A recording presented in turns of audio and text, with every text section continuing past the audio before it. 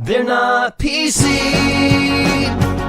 So if occasional foul language turns you off, then you have all been warned. This is the calm before the storm. I don't know how long a fortnight is, but I know I'm not going to remember the next one. Get ready for the social hour.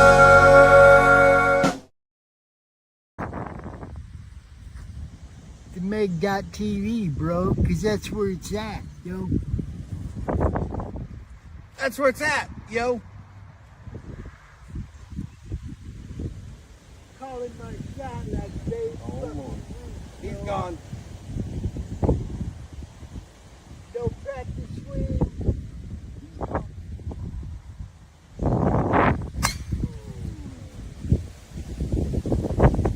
Crap out of that one. Yeah, I did.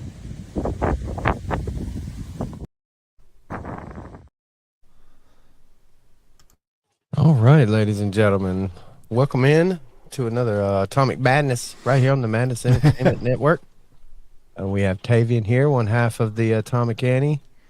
Hey there, Ghost. How you doing? Good, man. Mal will be here shortly. Yeah. So, tis the season. Let's what's you got any special Christmas plans, Tavian? What you got for Christmas? Nothing out of the ordinary. Just Christmas Day with my wife's family, and then that following Saturday with my family, and then work Monday morning. Right. Yeah. We do like Christmas Eve mainly. We morning Christmas Eve with one side, and then evening Christmas Eve with the other side, and then Christmas Day we just sit back and enjoy all the day off. Ours are too spread out for that. Right. Yeah. Do you have any special Christmas traditions, like certain food or like a certain thing everybody likes to do? Well, there's always growing up it was always turkey and dressing. We don't call it stuffing in Texas. We call it dressing. Yeah. Turkey and dressing, both Thanksgiving and Christmas. But as my parents have gotten older and the kids have gone and all that, they've gotten more adventurous on the Christmas stuff. So sometimes we'll have a Mexican food Christmas. Sometimes we'll have the traditional turkey and dressing. Sometimes we'll do. We had fried chicken, I think, one year.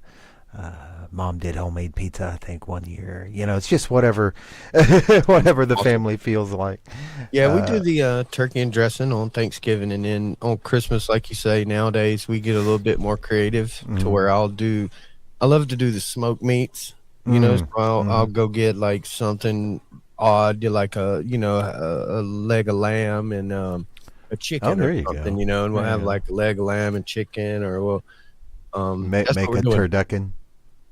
Well, not necessarily. We tried that one year. It's just such a pain in the butt, and it never really turns out right. I don't know how you do it unless you super slow cook it for days. Maybe it'll work good, but we tried it. I can't think of the turducken without seeing this one comic strip in my head. It was very Far Side style, but it really, as far as the character drawing style, it was like the Far Side, but I doubt it was the Far Side, because Gary Larson usually didn't go quite so risque. And it was basically a turkey, a duck, and a chicken, all laying in a bed, each smoking a cigarette. And it was something about the friends agreed to never speak of making a turducken again. I love it. Oh my goodness! Right, never speak of this again. Sure thing, Larry. That was crazy. Oh man! Funny. So a lot of people don't like the lamb where I'm from, but me, the last time I done the leg of lamb, man, it was so tender and so delicious. I don't know what they don't like about it, but it's funny. I don't know that I've had lamb per se. I've had barbecue goat Southern style, Yeah, yeah. we've which had that. is awesome. It and is. then I've had like the Euro meat, which is I believe a lamb or a goat of some kind mixed with beef. The gyro hero. Oh, yeah, Euro, yeah. Euro meat. I think that's a lamb, but I'm not certain. I know it's sometimes it's a blend of like goat and I know that it's lamb because that entails young. Yeah. So it may just Remember be that a first time I had lamb was at a gyro place, Papa Louie's, I think is what it was called. Semi yeah. like fast food, but not really. Like you would order and they get to it in a minute, but they would like shave the meat off the stick. Yeah, Like, on you the got the stick and giant shave it off and spit turning there. yeah, yeah, and they'd fix your sandwich and you'd bring it to the table and just sit there, and then eventually they'd come out with the meat, and you could just, 3 or 4 shavings was one price, and 10 or 12 shavings was another price, Oh, right. and they pile it on a plate, and then you put it on your sandwich and eat it, and that's the first time I had lamb. I didn't know it was lamb. I didn't really care. I was hungry, and we went to the place, and I was like, "This is delicious." And it was like, "You love lamb, don't you?" I was like, "I love what? What am I? What is this? this isn't beef? Some kind of beef? No, it's lamb." I'm like, "Yeah, it's actually really good." Yeah. So then, years to come, they sell in our local like Sam's Club. They look like little T-bone steaks, but they're little lamb chops, is what they call them. Chops, and they look like little tiny T-bones. And Yeah. goodness, slow cooked on a grill or like simmered in I a bet pan that would real be good. slow with a Yeah. little honey and butter. Man, goodness. Yeah, Making me hungry, Ghost. it's just as good as eating a T-bone. You just got to eat like 5 of them. Yeah. So, let's see, y'all. You guys have been killing it lately, man. Oh, well, thanks, man. I New appreciate songs, that. oh man, it's just been fantastic. Yeah. We've been having fun. It was probably about a year ago, maybe a little longer, we decided to do only one new piece every week instead of trying to do all 3 being brand new every week. And in terms of the quality of music, I think it's paid off. I think it has. Yeah. And because it gives us more of that prep time to just go ahead and polish out a little bit more the skeleton, and it gives us more to jam over. And of course, like with the new one, which is the segment that I've got for you for this week coming up here, for the show tonight, is the new one from our most recent show. It can cause us to jam a little long. So this one coming up is a little longer than our normal long forms, but it was fun. I had a lot of fun putting the brass section together for the B. Of the brass section. So I think I was asking Mal last week, like when you play this thing, like if it wasn't like hooked up to like electricity or so forth, would it make sound, or does it have to be like? Quote, unquote, you're talking plugged specifically my my E-sax. Yes. Yeah. I was talking more the brass section for the B part of the song, but yeah, for that E-sax, it's battery powered, and it does have a built-in speaker, because it's technically here's the thing about electronic wind instruments: they're ridiculously effing expensive. Uh-huh. The one that I play is classified as a practice instrument, and so it's not quite as sturdy as the professional ones. It's mostly plastic. It's battery powered. It's got a speaker built into it. It's got a headphone out but no line out on it, so I'm having to just use the 1/8-inch headphone out on it as my output. Luckily, the modular gear can step that up enough to take it as audio, and so yeah, without power, with batteries, it would make a sound from itself, but the only way that you guys can hear it is if I plug that audio cable in. But yeah, it doesn't have any actual electrical cable running to it. It's just but yeah, all of that being said, it like I said, it's a practice instrument, mostly plastic, and that was able to bring it down to a reasonable price of $450. Right. Yeah, That's they're insane. yeah, the practice. real ones are nuts. The real ones are like $750 or more. I bet. And, So does it work like Bluetooth? Is this how does it actually play? How do we hear it when you oh no, it quote unquote makes hook it up? it makes its own sound. And I've got basically a headphone cable running from its output. 'Cause like I said, it's got a headphone output on it. It's classified as a practice instrument, and so it's designed for you to plug a pair of earbuds into it for you to hear it while you play it.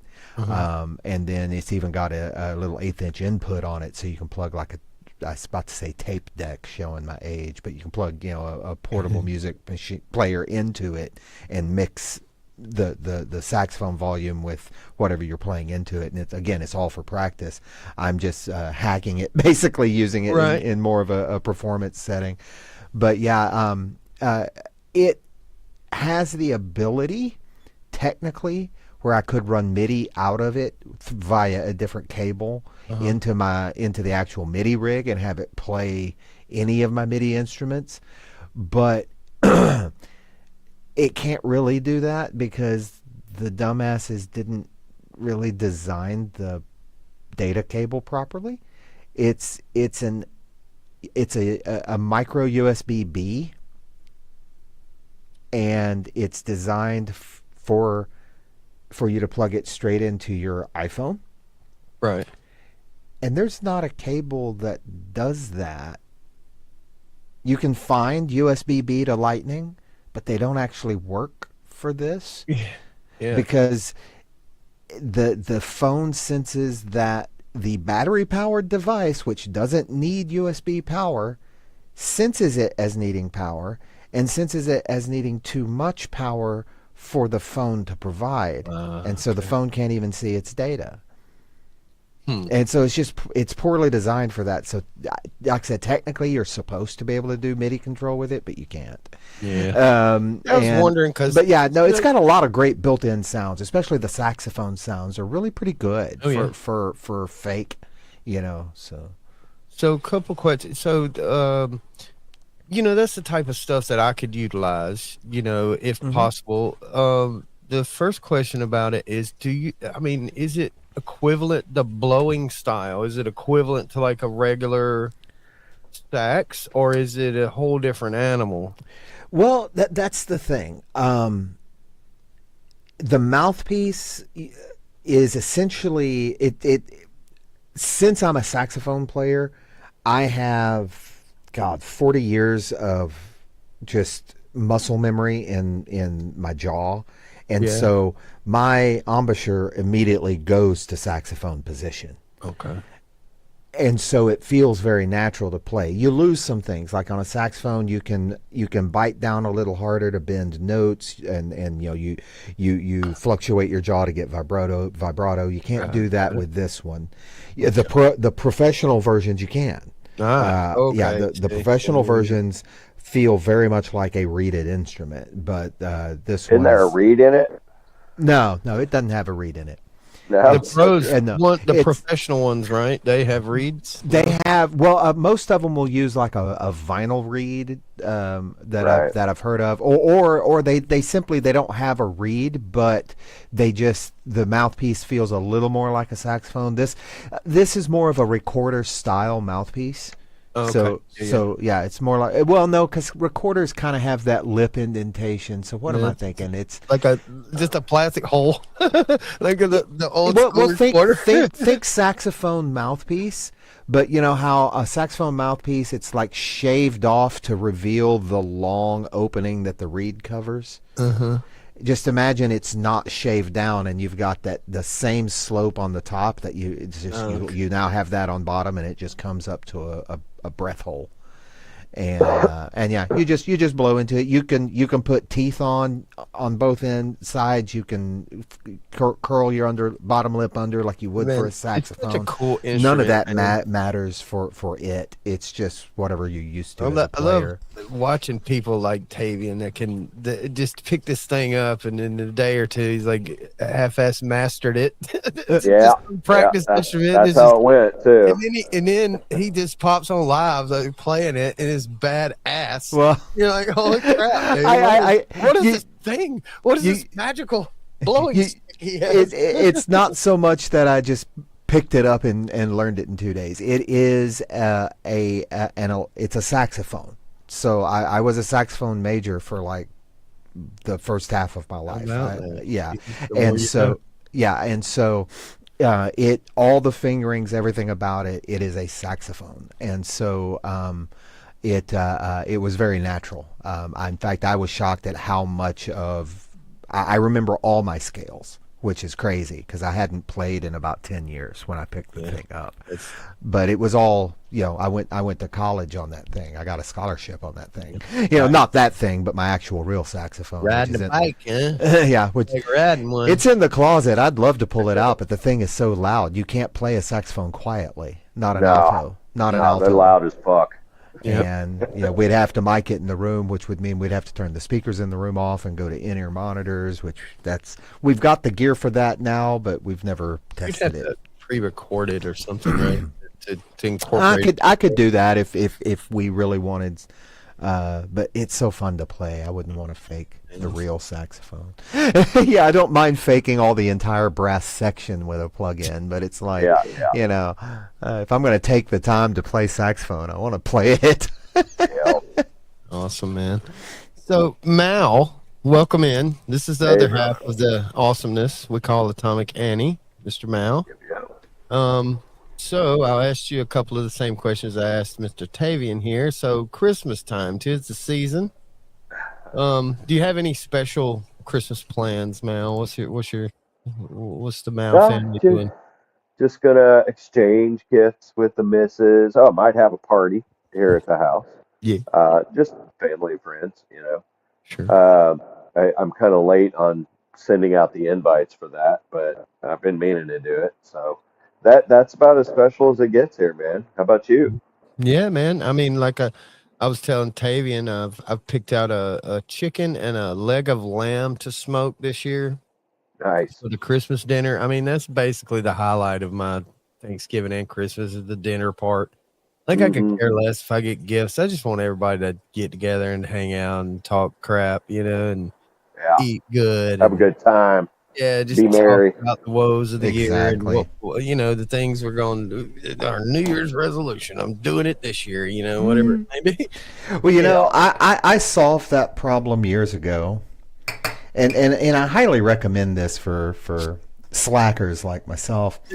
I made a New Year's resolution never to make another New Year's resolution again. Boy, I have stuck to that one. Yeah, that was the only one I could stick to, right? Yeah. Well, the last one I did, I followed through for 2 years, and that ended 3 years ago. I was a strength trainer for 2 years.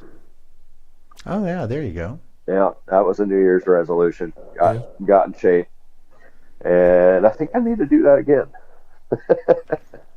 Winter is. To be fair, you're fluffy on me. To be fair, your back got injured, and that's why you stopped. Well, I had a hip issue actually. Oh, that's what it was. Yeah, I knew it wasn't. Yeah, but I knew it wasn't you just saying, I'm done.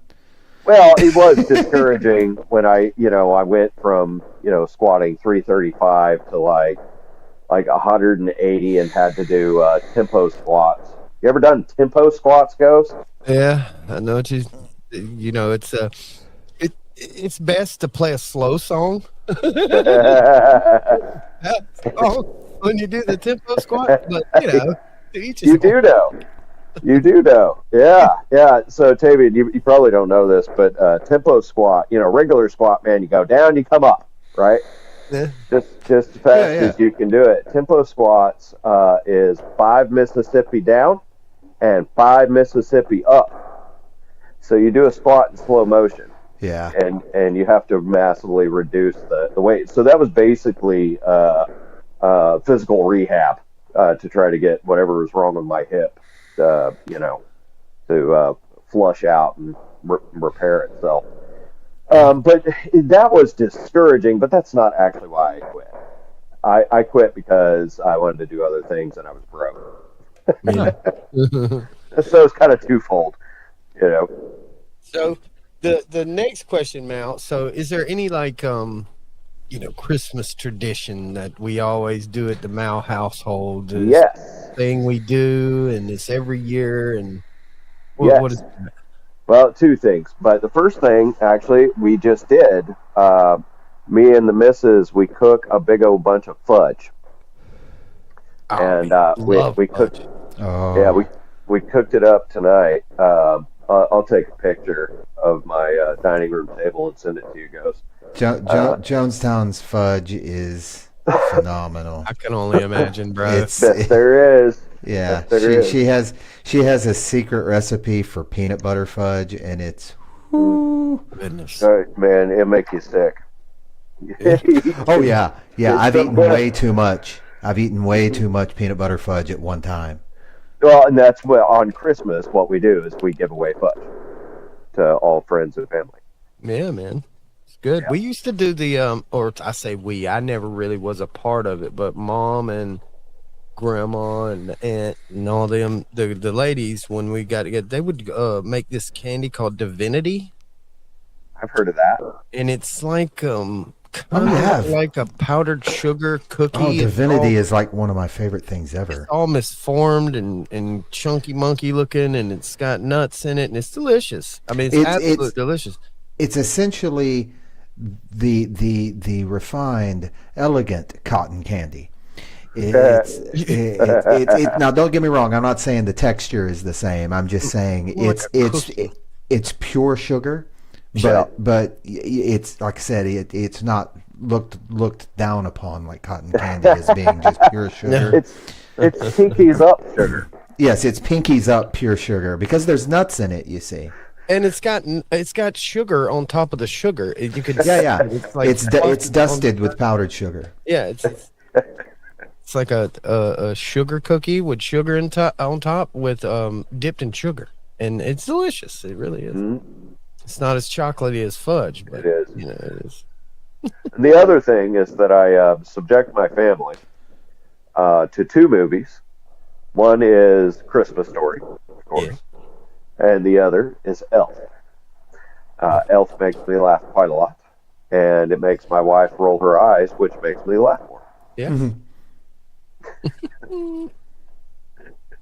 That's awesome, man. So, I was telling Tavian how impressed I've been with your last few live performances. It's been fantastic. It's been something I went back and listened to many times. Matter of fact, I took a drive today and just went back to the latest show and listened to it again. It's so good, especially the first song, which Tavian brought tonight, and it's Oh, cool. yeah, it's so good. That's why we was on the discussion of the electric sax here, and okay, Tavian, you probably know this quicker than anybody, if anybody would know it here. So there's a instrument, and it's like a little mini keyboard, right? And it's got a tube coming out of it. And you blow it. That's a melodica. Okay, so I found a really nice melodica at a thrift store this weekend for $5. Oh, neat. It is brand new. It's even got the plastic still on the tube, the blowing part. It's Oh, like wow. somebody bought it and was like, "What the hell is this shit?" And just donated it. So I got it for $5. It And I'm sound my God. you'll hear It's it on a lot of recordings and not realize you're hearing it because tonally it's very hard to tell the difference between it and a very subduedly played harmonica. And so, especially if it's just a melody line that doesn't have the characteristic like big huge breaths in and out that people will often intentionally put into their harmonica playing as expressiveness. Right. But it's got that same tone as a harmonica, and so a lot of times people don't realize they're even hearing one because it registers as harmonica. So But any yeah, advice on how to blow on this thing to make it sound the best? I've personally never played one. I haven't either. I would suspect that you just you will either be pursing your lips around it or curling your lips around your teeth just so that you get a good seal on the thing. And then I would start with what my private lessons instructor for saxophone always was saying when I was in college. It was a class we had to take, actual private lessons on our major instrument. He said, when you go to play any wind instrument, you want to first take a breath, and you want to inhale as though you've just taken a bite of the hottest bite of pizza you've ever taken. You know, that big that you do. You take that nice big breath that will take all the breath all the way to the bottom of your lungs, and then you try to expel that as slowly and evenly as possible, and make the breath last for as long as you can. And so you start there, and that will give you a baseline on the kind of air pressure that the thing is going to require. Mm-hmm. And then from there, you can just increase or decrease the pressure until you get the tone right. Because honestly, like I said, I've never played one. I don't know how much it requires to actually get a noise going, but you'll know quickly. That's the thing about wind instruments. You blow one wrong and it sounds like a dead cat. So me and Java done a show a couple of Saturdays ago, and we kind of dedicated the whole show to like pianists or people that play keyed type instruments. Keyed instruments, like accordions and things like this. So a couple of songs came up where these people were playing this thing, and I'm like, and I've seen Medeski, Martin and Wood live before, and the Medeski, one of my favorite pianists, organists, whatever you want to call it, of all time. He played one of these a lot, and I just thought, I was like, he's like doing like what Tenacious D does. He's like playing a toy, right. It's actually not a toy. It's a thing, and I was so happy. I got one. Well, you're of the age you should get this, Ghost, and this may be an actual blast from the past from you, because this is one of those super huge one-hit wonders from the 80s that is no longer played on any classic 80s radio. Uh-oh. Do you remember a song called All You Zombies? All You Zombies? No. It was by a band called The Hooters. The Hooters? Yeah. Well, they named themselves after a common nickname for the melodica, which was what one of the band members played. Right. But if you look up this song called All You Zombies. So it's a story. It's a song, and there's a whole story behind it, right? Mm-hmm. Oh man, this is awesome. Yeah, if you look up that song and play a little bit of it, you'll remember it. And I know you're old enough. You will remember this song. I wonder if I'll remember it. And you'll go, oh, I remember that was huge for about 5 minutes. Yeah. It was on Casey Kasem. It was on all of that. It was they were a big deal. They performed on some like MTV Live thing, or maybe it was Friday Night Videos, but that was really just MTV recycled for local television. But yeah.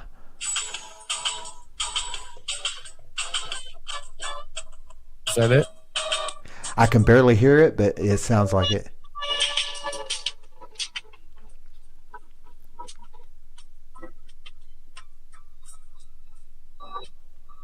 Throw it up for the audience, man. I just looked it up on my phone real quick. I was wondering if this is it. All right. Oh, that's it. Yep, I hear it. Okay. I'm shocked you don't already recognize it. But, I do. I was just making sure that was the one you were talking about. Yeah. I recognize it. Yeah, it's one of those, like I said, one of those that everyone from that time will remember, but they won't have remembered it. It's not one of those things that will, they'll think of off the top of their heads when they think of big songs from the 80s, because it just doesn't get any play anymore. And I think it was... Go ahead. No, go ahead. Well, I was gonna say, you were talking about a new band that you had. Oh yeah. Well, it's not so much a new. Really yeah, it's not so much that they're a new band. It's just that I've apparently been living under a rock. I stumbled upon Sleep Token.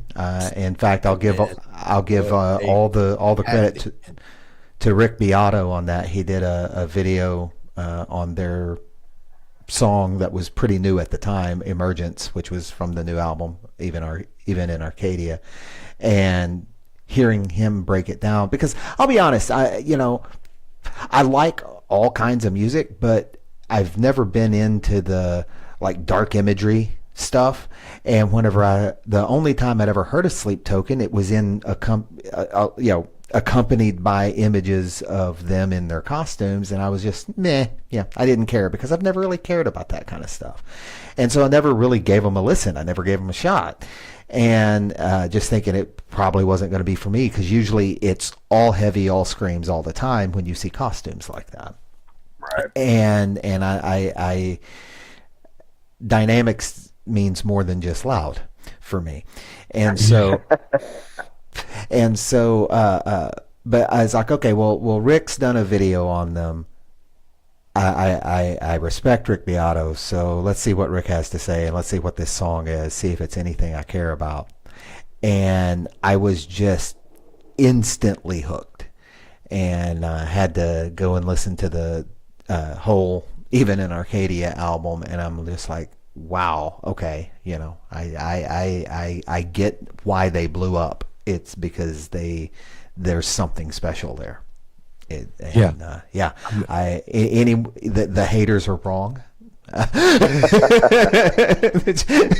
I'll just make a bold stand and say the haters are wrong, because they're legit. They are absolutely legit. I don't know if the hate comes from the fact that they are so musically mature, because in terms of harmony, it's impressive, the way Vessel puts chords together. There's more going on than standard, even standard impressively written metal.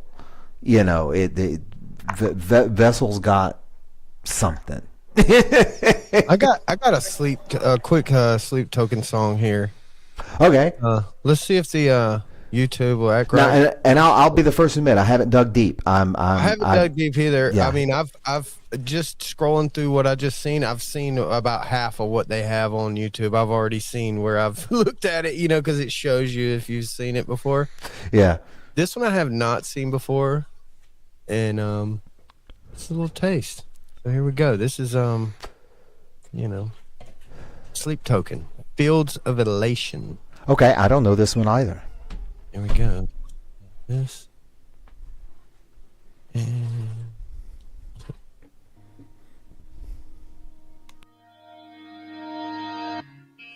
The daylight recedes and you listen. There's a room buries the eyes like death in motion. Nobody else can pull me out. The fields of elation, quiet and lonely.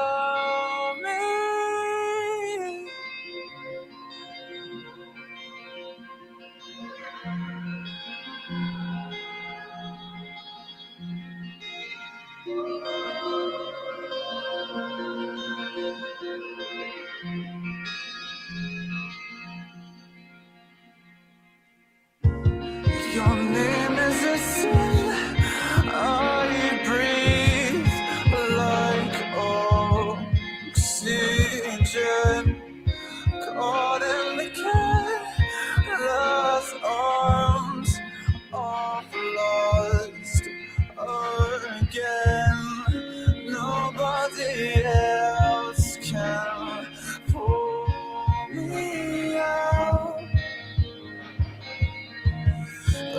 feels of elation, quiet and love me.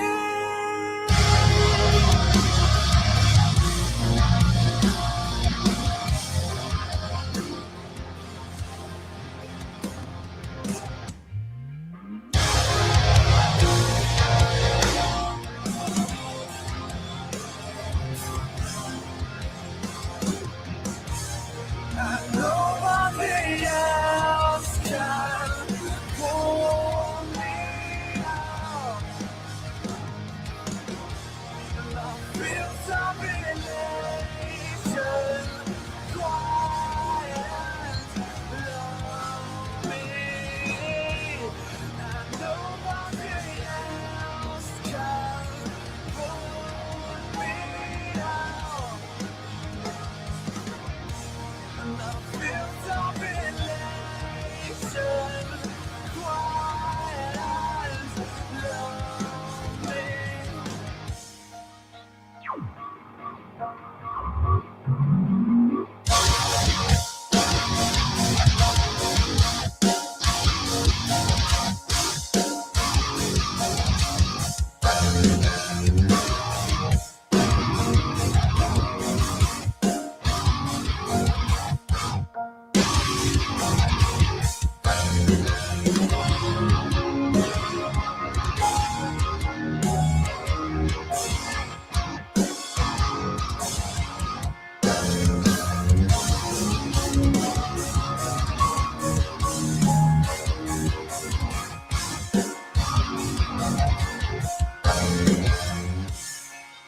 Losing my faith in all life's long part. I'm losing my faith in all life's long part. I'm losing my faith in all life's long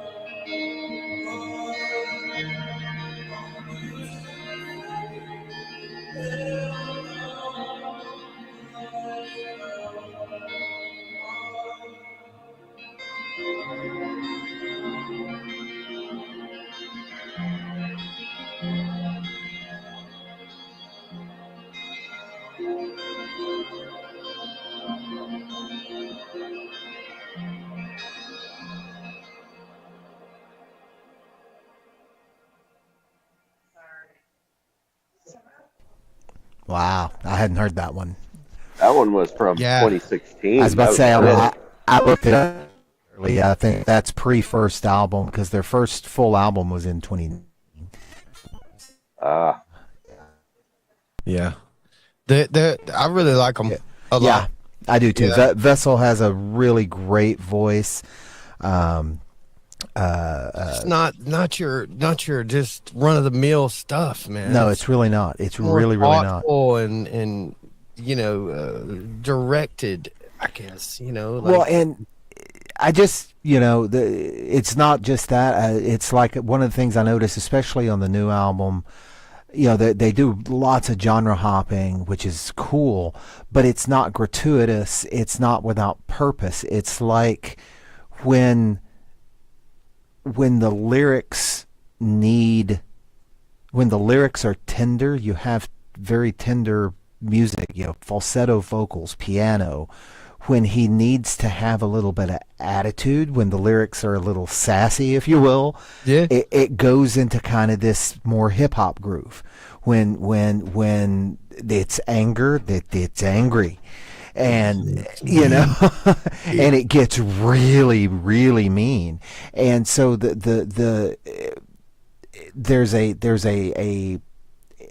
it's a very intentional, very planned emotional roller coaster that each song is designed to take the listener along on. It's none of it is just, oh, it would be cool if we did this. The more I've actually listened to what's going on lyrically, it's like, no, it's the style. It's not just the lick or the intensity of it. It's the whole style of the song shifts for what's being said at the time in a lot of places, and I dig genre hopping bands, and it's like most of the time they never quite hit that level. And it's been a lot of fun digging into, like I said, just the new album. I've listened to 2/3 of Even in Arcadia, or excuse me, Take Me Back to Eden, the previous album, and I haven't dug into Sundowning or This Place Will Be Your Tomb, I think is the name of the second album. Like I said, newbie. But I can see where I've shared it with people. People's like, you got any requests? You know, these streamers are like, you got any song requests? Yeah. Well, this has been a few of my requests of these songs, and they're like, what is this? Yeah. You know, and maybe they revisit it, maybe they don't. I know I do. As soon as you said the name, I was like, oh yeah. You know, I really like these guys, man. I mean, Sleep Token is, you know, to me, kind of up there with what's the Cambria? Coheed and Cambria. Coheed and Cambria, yeah. They're in that same. That's another one of my favorite in the what I consider to be newer bands. I say of the 20-year-old band Coheed and Cambria. Yeah, I remember. Dude. Second Stage Turbine Blade was 02. We tried to cover some of that. A band I was in, we tried to cover some of that. And we just Coheed's hard, man. Bro, we had to just kind of make it into our own song, because playing it just like they played it was not really an option. No, they're awesome as shit, and we Yes, are not. they are. You know, we're okay, but we're not that good. Well, and you've got Claudio. He is in a band with I can't believe I've forgotten his name. I'm sorry, dude. The other guitarist, Travis. Oh, yeah. Travis is a master. Travis is amazing. And Claudio, yeah, but Claudio drives that whole shit, dude. I know, it's just like Claudio takes all the solos while singing. And it's like you've got Travis over there playing rhythm on half the places Travis is where great. Yeah. Oh man, give me a solo too, man. Well, I think I know what's happening there. It's just Claudio writes it all. Yeah, he does. He does. I think that's what's going on, and that's not to poo-poo Travis. Oh yeah, that's no secret. It's Claudio's baby. It's always has been. When I found that band, the I guess Claudio or whoever the lead singer guy, he had like this giant afro, and he looked like or something. You couldn't even see his face. He had this giant like still does. And the bro is a woolly mammoth, dude. He looked like a freaking Sasquatch up there on stage. What did I just see? You know, it's fantastic. And then the next time I seen him, he was like clean shaven. He was like bald headed. I was like, "What is this? This is not." I've never seen him with anything, but I've seen him. Cut his hair with it cut. When was that? Crazy. I don't know. We seen him live, and he was short hair. I mean, maybe he had it pinned back or something. But well, there are times when he'll pin it back and then pull it out midway through the show, and it just goes poof. It's a whole new vibe. The whole show was a completely different vibe. It had different kind of lights and things. It was like a album to album, I guess, tour type of thing. When we seen them, we went and said, I got to see these guys. I was like, that was not the same band, and then up, and it was, and then they have comic books that go along with their crap, and I was like, holy jeez. Yeah. Well, that's the thing. Coheed and Cambria are two characters from the lore of the story that the band is telling, but they themselves never actually appear in any of the story because they're ancestors to the main characters of the story. Which makes sense. Coheed and Cambria are the band are the parents of the music. Yeah. Wow. It's such I just love it when I actually find people that care enough about the backstory and all these things, like keep it going.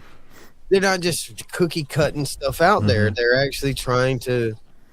Well, apparently, that's the thing with Sleep Token. Apparently, all the first three albums are called the Trauma Trilogy. I think is what the fans call them. and there's an entire storyline there, even though on the surface you don't necessarily pick up on it. Apparently, that's one of the reasons I fell in love with bands like Fish, because they had these backstories of the Lizard King and all this stuff, and the secret book that you had to go find, and there's Prince Caspian and all these things, and then I found other bands that done stuff like that, and I'm like, okay, this is kind of the direction I like to be in, because it's not just your cookie cutter shake your butt song. It's just not. Right. It's, you need in your life something that has a little bit more pizzazz, I guess, for a better word, to get your creative juices flowing, because that's one of the problems with people nowadays. They just sit around and let everybody else create things, and they just consume it. Yeah. So, hey, Ghost, do you happen to remember one of the songs that y'all tried to cover of Coheed's? That's it. I could look it up. I know what it is. Welcome Home, probably. Maybe. Probably. This is probably it. It was one of their easier, shorter songs. Mm-hmm. And we tried. I mean, we did. We went through it. We went over it. Probably might have been The Suffering. That one's more poppy. And by poppy, I just mean a little more accessible, a little easier to play, probably. Is it? I would say The Suffering is. I would say...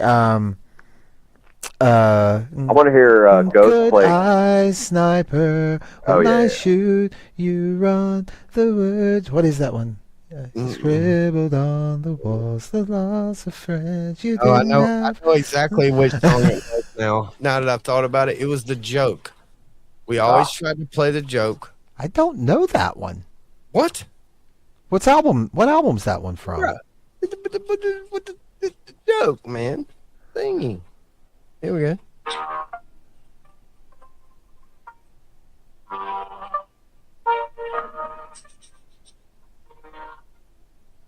Is that off Black Rainbow? I can barely hear it. I'm hearing like every third note.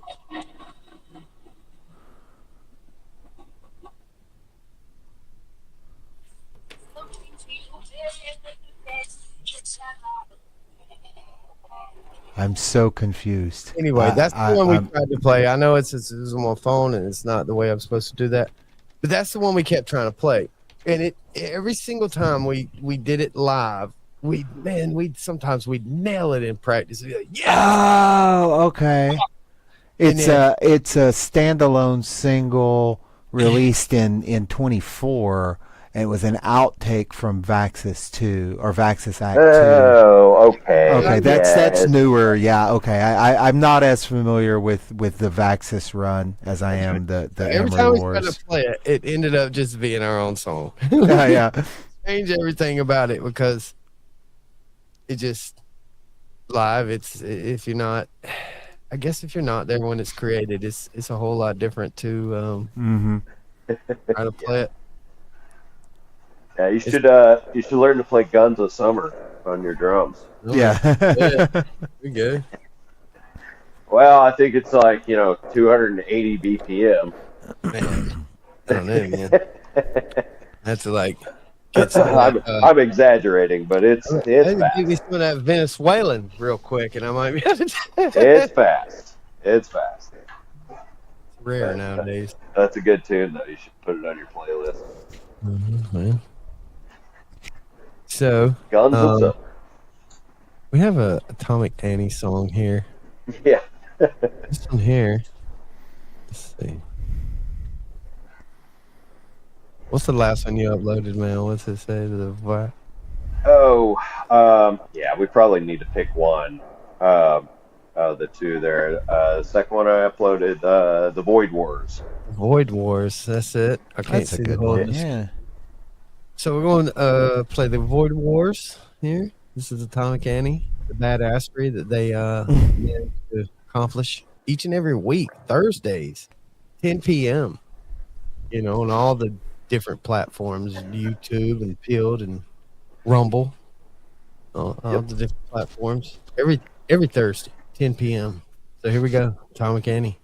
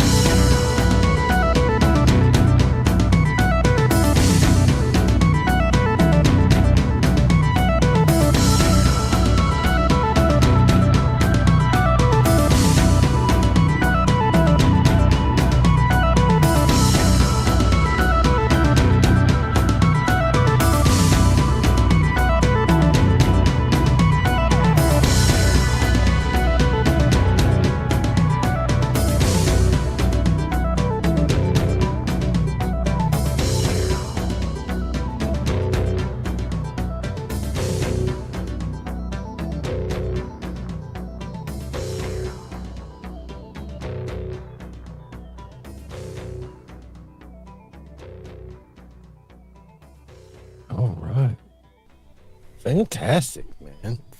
Thank you. Always good stuff with these guys, man.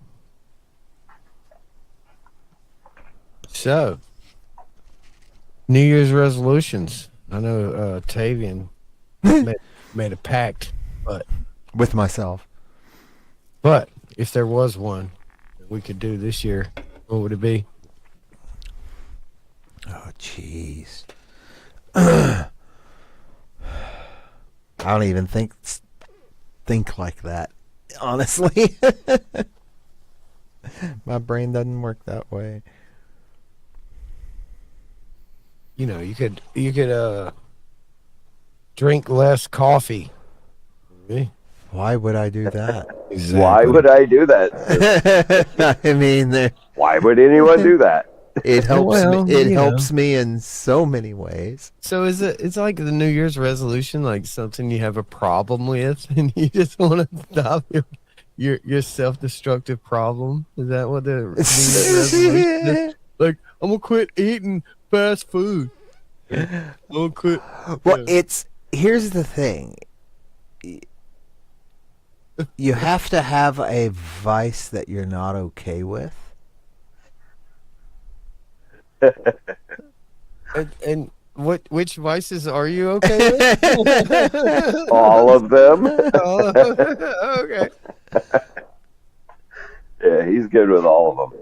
Yeah. Well, you know.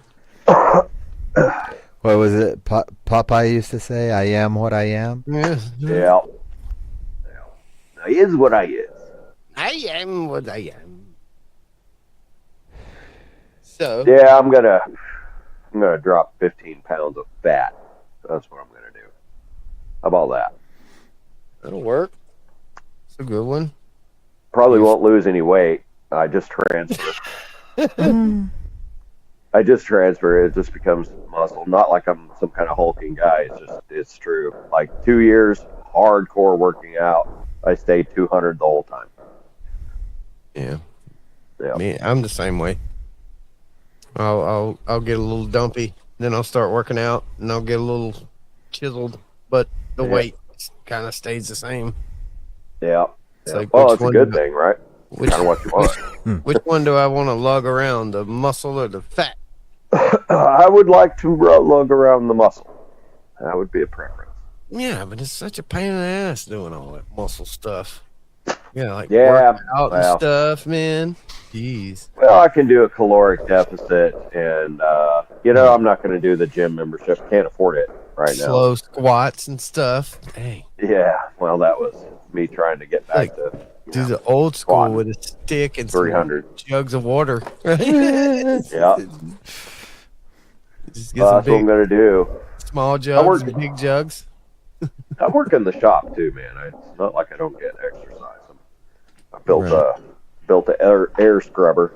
I'll have to post some pictures of that. Keep my lungs healthy in the shop. Cutting a bunch of exotic woods. Exotic wood. Oh man, I love the smell of a wood shop. It smells better than a Bed Bath and Beyond to me. It smells so good. Or was it? No. Was it the one with the Bath and Body Works. Bath and Body Work? That one. Yeah. Yeah, I always intentionally just refer to both places as Bed Bath and Body Works. Yeah, whatever. It's the same. But it smells better than that in a wood shop because I just growed up. I can remember like raising the back door of the truck or opening the back doors of the truck and be blindfolded. Just like, yep, that's hickory. Yep. Love the smell of hickory in the morning. Or yep, that's oak. Bunch of cedar. I took 6x6 posts and made a bunch of lumber out of them to build the stuff in my shop right now. It was cool. So All good. milled by me. Cedar's delicious smelling. Probably It's like- $150 of lumber in there I've been building with that I just milled myself. See, that's another thing with like smoking meat. You know, you learn how to when sawing wood lets you know how it's going to smell when it burns. Especially if your blade's not brand new. No, yeah, especially if your blade isn't entirely sharp. Yeah, so Yeah, it kind of that'll do burns it. to it. So it's a good smell. You have to sand it It off. is actually It's a good smell, but you know, really you always bad for your know, product, though. Little real-time Cuts are gonna be shishugibon shit. as you go. Yeah, Shishugi Bond. I'm gonna do that to guitars. Just Shishugi Bond some guitars. yeah, That'll look good. That'll look burnt- really good. burnt Especially all like and then do an epoxy over it, like a clear epoxy. Yeah, probably. Yeah. It's like what they do with the rusty old cars. They just kind of sandblast it a little bit and it's just poly right over it. Just clear coat right over the rust and everything. Those are Oh so yeah. good. Yeah, Gotta preserve that patina. works and all. You know what I mean? Just, Soon that'll get really popular, and then people will start taking brand new cars and sanding down spots on them in Really? places that normally get wear on it. And then, bro, I knew this guy that built this fancy log cabin, like in the woods, huge pond in the back, so cool. And he put this tin metal roof on the house, right? And he wanted it to look like patina, so he had these roofers go up there and put this chemical on the fancy tin roof to make it kind of rust a little bit.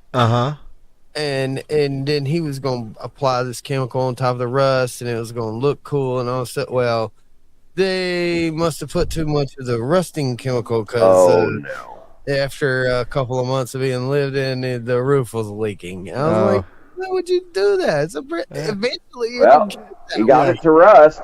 yeah. it's like poking a hole in your tire. Like eventually, it'll go flat. No, a screw's still in there. Yeah, You know, there is a time and a place for the art of relicking. yeah. And it's like if you're repairing an old home and it's got plaster walls inside and a big chunk of the plaster has come out. That's where being able to put in new plaster and relic it to where it looks proper would be good. Or like we were watching some show the other day, and it was shortly after they had finished restoring Notre Dame after the fire from a few years ago that almost burned the whole thing down.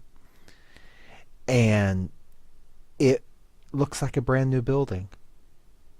And I'm just like, so much of it was lost, I guess. I mean, they did their best. They maintained the architecture. They built it back correct, in the same architecture.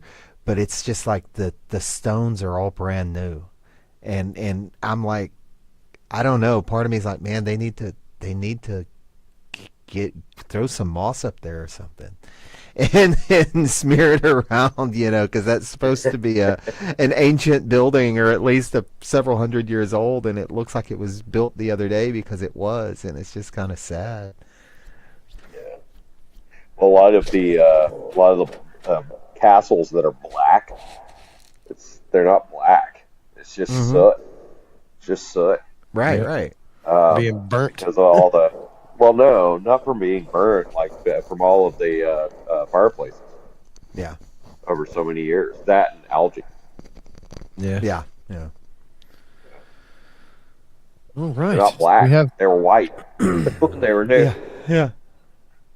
we have another song here from Atomic Annie. Which one is this, Mel? What's it called? The first one? It'd be the Long Road. The Long Road? No, I haven't heard All this one in right. a while. Fantastic. Here we go. Atomic Annie, ladies and gentlemen.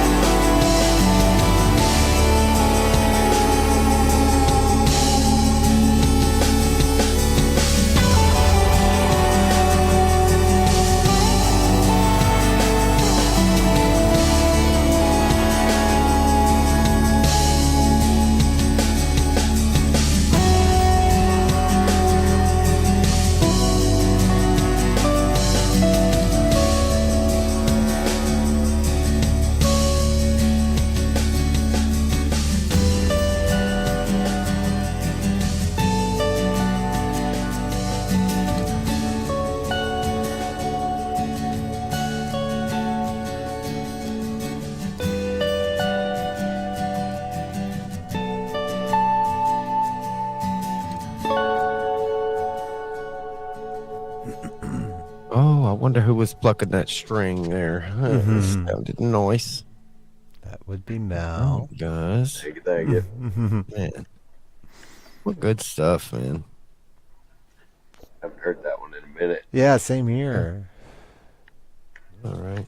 Yeah, I was thinking to do that one. redo. To do that one live, it's going to sound a lot different because I'm playing a lot of different stuff on guitar, and so I'd have to kind of have to learn it. I'd have to learn what I wrote back then, or what I improvised then that you hear in that recording. Yeah, there's a couple of sounds from boxes that aren't in my rig anymore there too. Oh yeah. Yeah. I'm meaning to add them back. I just don't have physical space for them. I finally have inputs for it now, but I don't have the physical space. Okay. Crazy, man. Yeah. Things evolve over time. Well, I mean, if we do it, then we just make it sound different. That's Yeah. just what we do. Yeah. Just improvise. Just move along, right? Yeah. If you can't get those heads for your drums anymore, then, you find new heads. Yeah. Yep. Yeah, fair point. It still sounds the same, similar. All right, so is the new year coming? What are you guys gonna do? Y'all gonna do? Yeah, I hope you put together like a CD, something like that, man. Something you can. I don't know if we'll do physical media. I do need to take some time, sit down, and do some remixes, though. That's for sure. In a CD, I need to start penciling that in. A CD, it's. Come on, man. We It's need a lot. physical. I want a It physical costs copy. money. It costs a lot. I'll send you Yeah. some CDs. Man. Damn it. We've been down that road before. It's kind of the reason we are doing Atomic Annie now. Yeah. You have to have you have to make so much. Yeah, you have to sell so many just to break even. Yeah. Yeah. You have to sell. Geez, if you want to actually press, or not press, but do them as real CDs, not as just CDRs, which we didn't. we could only afford CDRs the last time we tried. Just burnt CDs from the computer, right? Yeah. Well, but done at a factory, so that you've got the J case, you've got or the jewel case, you've got the insert, you've got a 4-panel booklet and color printing on the disc and all that, but it was still CDRs. Oh man, these those are like CDs in the gas station, man, sitting on the counter, man. Trap music, man. It's just $3, 3 songs, $3. There we go. I don't even think I have anything that would burn one anymore. My daughter computers don't have them anymore. My daughter wants a CD burner, a CD/DVD burner for Christmas. I'm like, seriously? She's like, yes. I'm like, try it's coming back. everything. Yeah. She's like, Okay. it's a CD. It's cheap and easy, and that's what she was saying. I was like, what? So she keeps me in touch with the with the younger crowd, and she's like, it's the thing. Like everybody wants CDs now. They want to be able to hold it and put it in the thing, and not have to worry about their phone. We want to listen to music, and we don't want commercials. And we don't want to have our phone. We don't want to do the phone thing. We just want to plug it into the old school stereo with the big speakers and let go for an hour. Good. Well, that's really encouraging. Mm-hmm. Yeah, that's what I told her. I was like, sure, we'll get you a CD burner. I want to learn how to do it too with the new stuff, Now just get her listening to entire albums all at once instead of burning a mix CD. Right. or as yeah, that's what a mixtape used to be. That's right. I've gotten confused now because everyone's been using the word mixtape wrong for the past 15 years. Yeah. My little girl's so like 80s. She's so 80s with her dress and the whole way she goes about herself. I'm like, you're 80s and don't even know it. You are this. You're dressing like it. You're acting like it. The whole thing, And the 80s were awesome, because everybody liked everybody in the 80s. We just wanted good art. We wanted to, and it was crappy. All the art and stuff was kind of crappy, but it developed. Nah. There was plenty of great stuff there. What are you talking about? Ghostbusters and Back to the Future both came out in the 80s. I'm an 80s baby, so. Anyway, so I told her, I was like, sure, we get you a CD Pretty burner, Hate you know? Machine came out in the 80s. Hell yeah. It was weird that it came out in the 80s. Such a 90s thing, you know? Yeah. I mean, granted, it was 89, but. Or probably, was it 88, actually? I don't know. 87.5. Think about it. It may have been 88. So, and I told her, I was like, that's such a good thing to get into, you know, just like it gets her away from these tablet games and things, you know, because I like a good video game like anybody else, but some of these like tablet games and this Roblox stuff, and it's just like mundane. It teaches you nothing. Absolutely nothing. Yeah, nothing. A little bit of eye-hand coordination, but other than that, it teaches you nothing. You have no problem-solving skill, like old Mario's and stuff. It's like a maze, and you had to figure it out, you know. And once you did, you felt so accomplished because you figured out the little maze and the little the like Zelda. You had to figure out the strategy on how to beat the bad guy. And first time you heard about a warp zone in Mario, and you actually tried it and it worked. You're like, oh, it was like magic. Yeah. It was a magical moment. You can run across the top of the screen? Yes. Yep, sure can. Choo choo choo. Yeah, man. Yeah, Or when you finish Zelda and realize you can play it again, but like you've got all your hearts. Yeah. Oh yeah. Man. Yeah, I never finished the first one, man. I did with help. There was a Nintendo Power that came out. I want to say it was a Nintendo Power. Came out with a full map. Okay. And that got me through the first game. And Nintendo then Power. I'm wanting to say the same thing for Zelda 2. The real Zelda 2, not the fake Zelda 2. Well, there's a part in the first Zelda game that if you didn't have it's like the Lost Forest, and you go into it. Oh yeah. It's you have to go up, left, right, up, down, left, up, in order to even get to the castle. Like if you didn't have access to like a map, what was that magazine? Nintendo Power. Yeah. Nintendo Power, yeah. Oh, okay. Yeah. It was actually called Nintendo Power. That was one. That was one anyway. There were a bunch of them, honestly, back then. Nintendo Power was the official one that they would release. We got a pretty cool store in my town to where all they sell, it's like old school gaming systems and the games and all the merch that went along with it. It's almost like a thrift store, thrift gaming store, but it's all like regular price. I can see, young kids, there being an appeal of going out and buying just going out and buying a finished game. Yeah, something that they can play all the way through. They don't need an online subscription. They don't need an email. Paying $60 to be a beta tester. Yeah. My daughter was like, with this stuff, you don't need an email. You don't need an internet connection. I can pay for early access. Yeah, you're being a beta tester. I can get these old games and play them forever. And you don't need, all you need is power. Oh, and if you find an exploit, they won't patch it away from you. No, you can just use it forever. Yeah. Like the little hacks in most of the Marios, you could find this little spot in the cave somewhere. We could jump on a turtle shell and just keep jumping, and it would just ding, ding, ding, and give you yeah. Oh, right, I remember those infinite 99 lives. Yeah, the little hack. You can just ding, ding, ding, ding, and get like 1,000 lives, whatever, and never die again. And just like. It's like having all the hearts in Zelda. Like, you'll never die.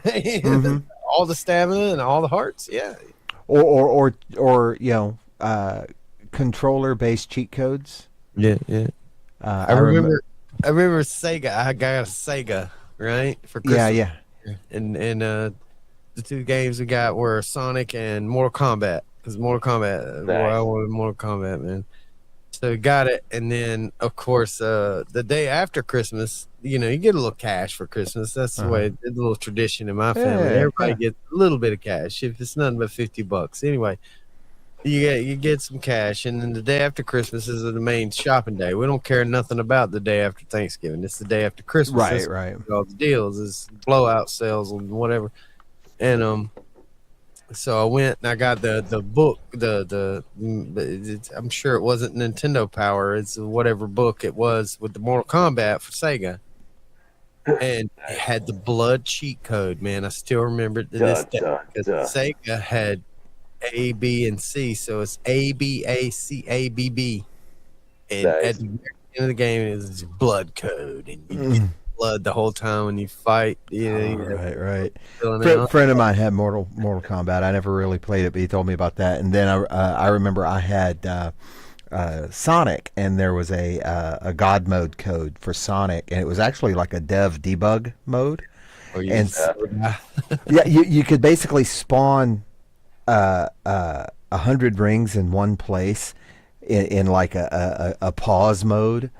And just spawn them in 100 rings in place, and then just run Sonic over them and ring, and you get an extra life, and then you hit pause, or you go back into that God mode again.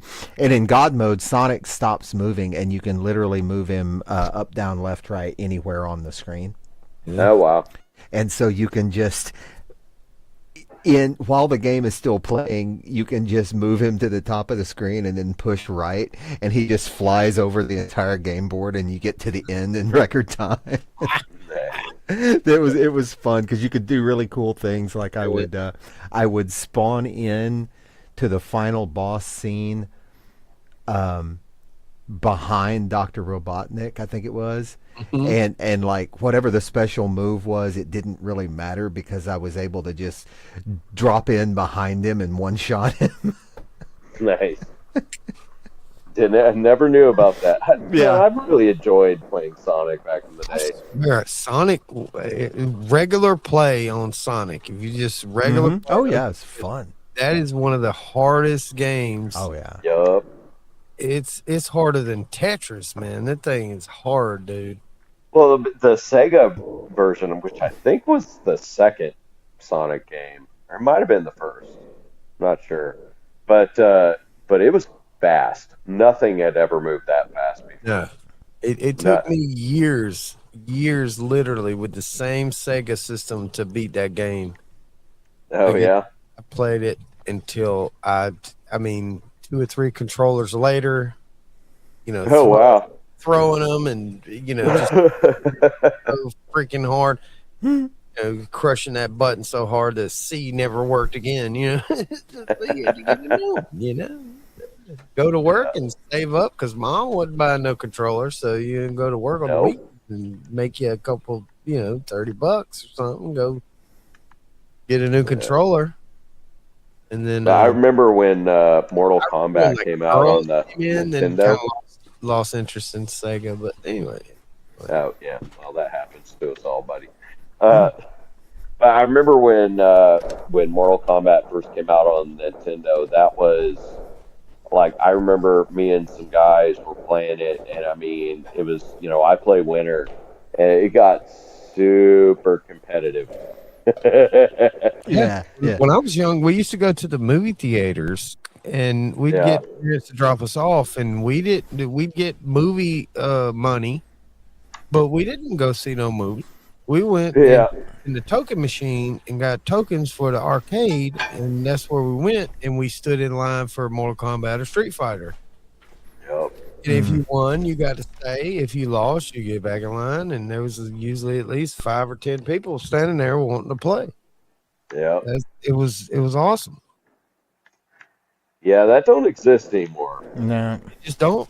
I mean, we got a arcade place down where I'm at, but it's nothing like that. It's more of an adult thing. Even with the Sure. old, little kiddie games, the adults stand there and play them. They don't have a place for kids anymore that they can go and just have fun with other kids without worrying about, the Well, they're gonna have to bring it back, man. They're hungry for that kind of life. where And, they are. Your They kids. would love it. If I could go drop my little girl off at a place like that, know she would be safe, go down the street, do my own thing, and then come back, I would probably do it. That's what my parents did.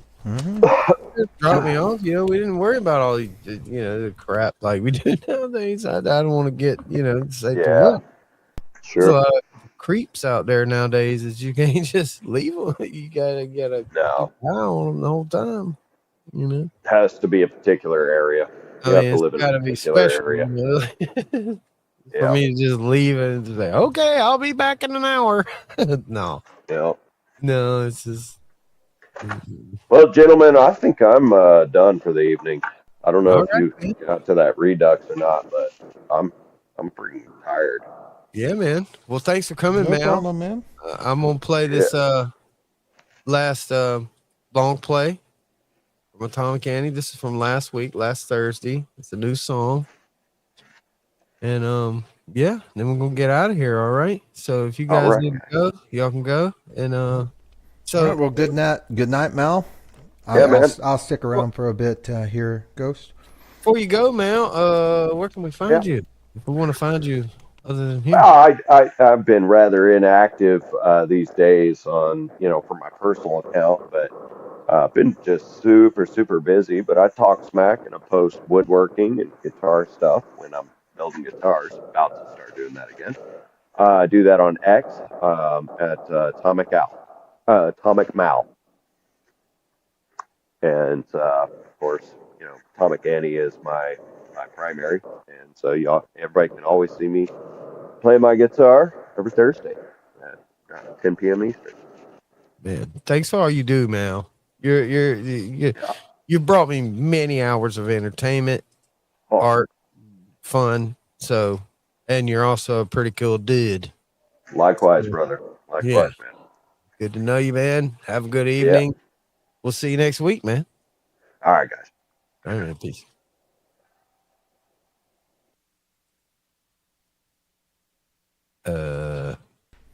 Should be there. You should have it. What did I do? Hold on. I changed my. All right, I got it. So I'm gonna play this. I don't know what I did to the screen, but I'm gonna play this redo. What's the song called? Do we have a name? No, it's the brand new one. We typically don't name them until we shorten them and mix them. All right, man. Well, here we go. Brand new from Atomic Annie.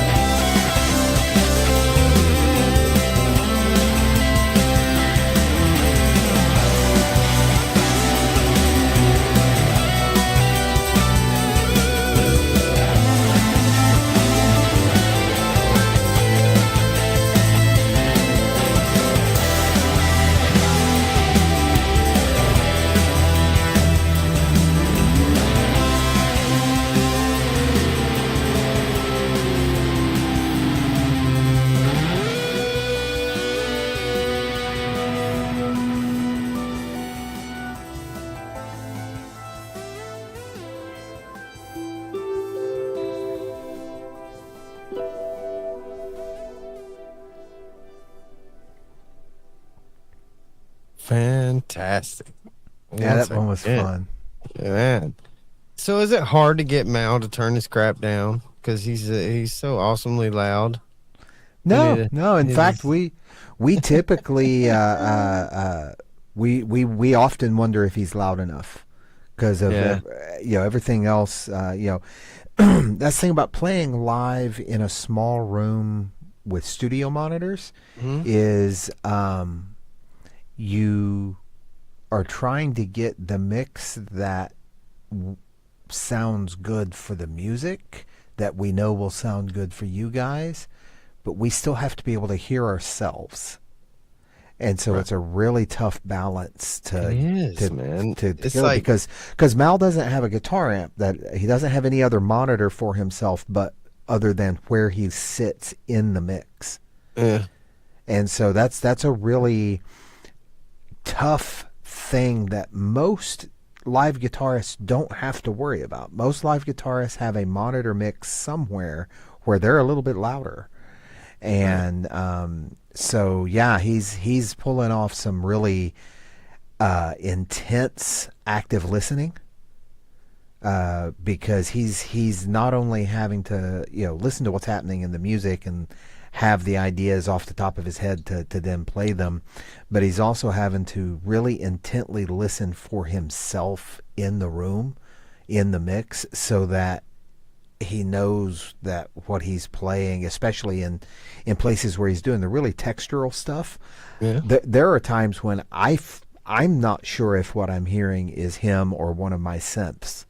Yeah. Because he gets into this really nice texture area. And if he's not careful, he could easily play like a wrong note or something, and it would be obvious as soon as you hit it. But if you're not really listening and really paying attention, you can really get into trouble in the situation we've got ourselves in. And there's really no way around it because we need to hear also actively what you guys hear. We need to hear that in the moment because we don't have a producer. And so we have to be the mix engineers while we're performing. And it's such a big deal. Like they used to tell me, like, once you're too loud, it's good, but it's hard to reverse it because you've gotten everything turned up to the point to where you're too loud. Right. We want you too loud. That way we have range. We can go down. If you're loud as possible and we still can't hear you, bro. Right.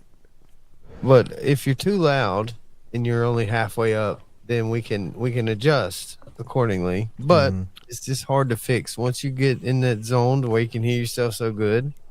Well, and that's why I've hard to go back. It's why I've only really now, after we're about to halfway through year 4 or whatever. Halfway through year 5, I mean, and I'm just now changing drum sounds for like the first time, and it's because I work so heavily off of templates in the machine software and the mix template that I already have.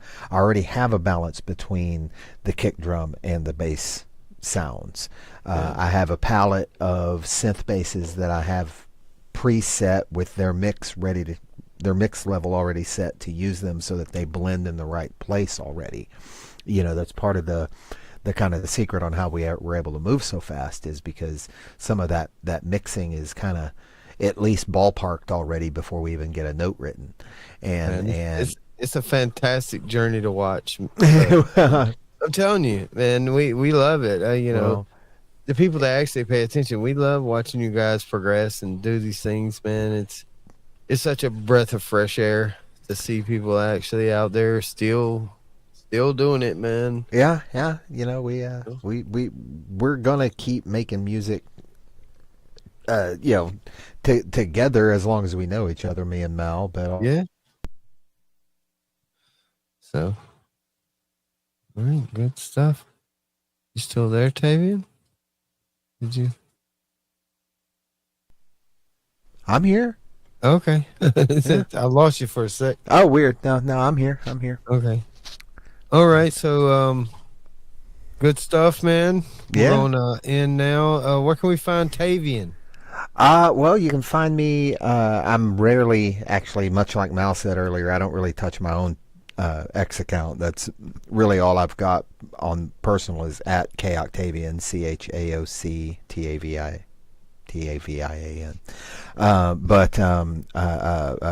I typically you can find me on the Atomic Annie OP1 X account most of the time. And you can find us on YouTube and Rumble at Atomic Annie Music, and then just plain old Atomic Annie on Pilled. Good stuff. So yeah, well, Good thanks for stuff. having us tonight again, Ghost. And it was good talking with you, I bro. love it, man. I love it every time. Here Cool, we go. cool. This is the all my links, right? Yeah. Yeah, there it is. All my Here. links. Yeah, there You it can is. find them anywhere here. Mm-hmm. Support these independent artists. You know, people that are doing it, even despite all the mess in this world. They're still creating badassery music, art, things like that. You'll only get this at the Madness. So, thanks, Tavian. Thanks, Mal. Thank you guys for coming out. We're going in the stream. I hope you have a great Christmas, and I'll see you next time. All right. Take care. Hey, man. Peace. All right. Bye.